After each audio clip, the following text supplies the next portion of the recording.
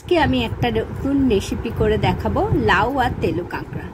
তার জন্য প্রথমে কড়াই তেল দিয়ে দিলাম। এই রেসিপিটা করে দেখবেন একদম কোনো রকম মশলা ছাড়াই, শুধু নুন হলুদ আর কাঁচা লঙ্কা দিয়ে। তার জন্য প্রথমে তেলো কাঁকড়াগুলোকে আমি নুন হলুদ দিয়ে ভেজে নেব, নিয়ে 2 মিনিটের জন্য ভেজে নেব। নিয়ে এর মধ্যে কাঁকড়াগুলো তুলে নিলাম, নিয়ে কড়াই দিয়ে দিলাম তেল, দিয়ে দিলাম কালো জিরে ফোড়ন। এর জন্য কালো জিরেই লাগে, কালো জিরে ফোড়ন। তারপরে আস্তে আস্তে কেটে রাখা লাউগুলো আমি দিয়ে দেব।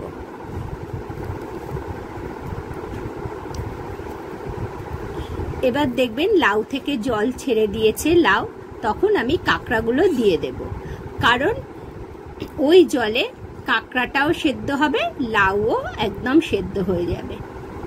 আমি কোনো জল আর অ্যাড করব না। দিয়ে দেব স্বাদ মতো নুন, দিয়ে দেব স্বাদ মতো মানে প্রয়োজন অনুযায়ী হলুদ, দিয়ে আমি এটাকে নাড়তে থাকব। দেখব যে কাঁকড়া আর লাউ ভীষণ সুন্দরভাবে সেদ্ধ হয়ে গেছে এবং তরকারিটা আস্তে আস্তে মজে গিয়ে গামাখা হয়ে আসছে। তখন আমি দেব কাঁচা লঙ্কা। এটার জন্য চিনি অপশনাল, আপনারা চাইলে চিনি দিতেও পারে, না দিতে পারে। অ্যাট লাস্ট আমি এতে দিয়ে দেব ধনেপাতা কুচি, দিয়ে সুন্দরভাবে নেড়ে চেড়ে এটাকে আমি নামিয়ে নেব।